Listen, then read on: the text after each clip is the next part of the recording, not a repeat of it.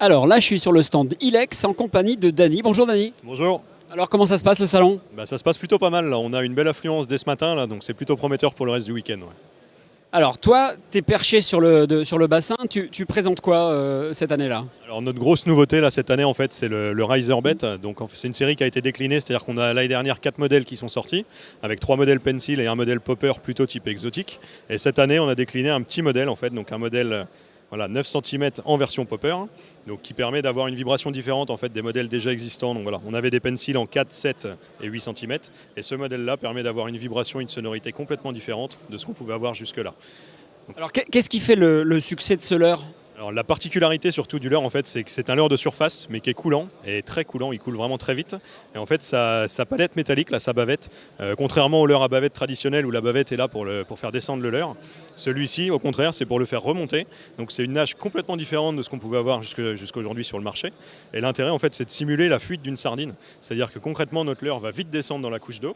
Et à la récupération, il va remonter en nageant vers la surface comme une sardine qui est chassée en fait. On le voit bien, voilà, les boules de poisson sont souvent près du fond quand elles ne sont pas en activité et pas chassées. Et dès que les prédateurs arrivent, les sardines ou autres poissons fourrages remontent vers la surface pour fuir. Et en phénomène de chasse, on les voit flapper en surface, on les voit vraiment courir sur l'eau. Et ce leurre a vraiment été fait pour imiter cette fuite des proies, quoi. Alors l'intérêt évident, c'est que même un pêcheur néophyte, sur la gamme précédente, il pouvait s'en servir très facilement sans avoir de technicité particulière. Ça tient à quoi ça? Alors ça vient en fait de la nage et donc surtout de la palette. C'est vrai qu'on n'a pas besoin de savoir faire un walking the dog comme un Bonnie par exemple, où c'est tout de suite assez technique et un débutant pourra avoir du mal.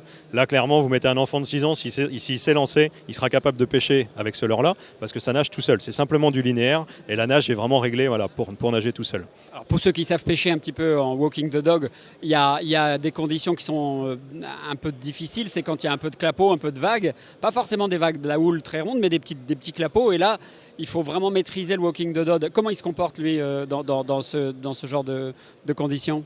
L'avantage, comme on est sur un leurre qui va avoir, quelles que soient les conditions, il va conserver sa nage.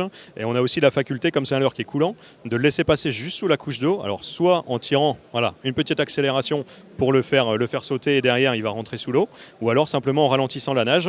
La bavette ne va pas travailler assez pour remonter jusqu'à la surface et donc il va pêcher juste sous la pellicule d'eau. Donc ça peut permettre de pallier à ces conditions un peu difficiles, dans certaines conditions avec les leurres de surface traditionnels.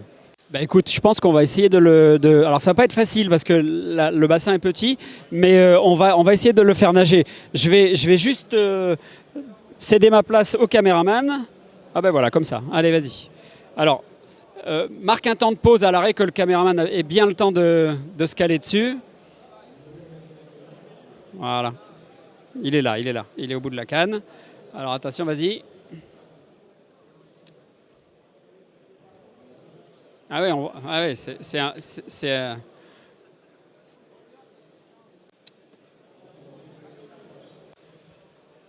Voilà, donc en fait, on voit bien, on arrive à faire cette petite nage là vraiment sans forcer. Donc dès qu'on remonte en fait à la récupération, il remonte vers la surface. Donc vous voyez, il coule vraiment très très vite. Et dès que je récupère, la bavette le fait remonter vers la surface et donc nous crée cette nage complètement erratique en surface. Et plus j'accélère, plus je vais faire de bruit, plus je vais vraiment simuler la fuite d'une sardine. Alors, ça vise quel type de poisson ça?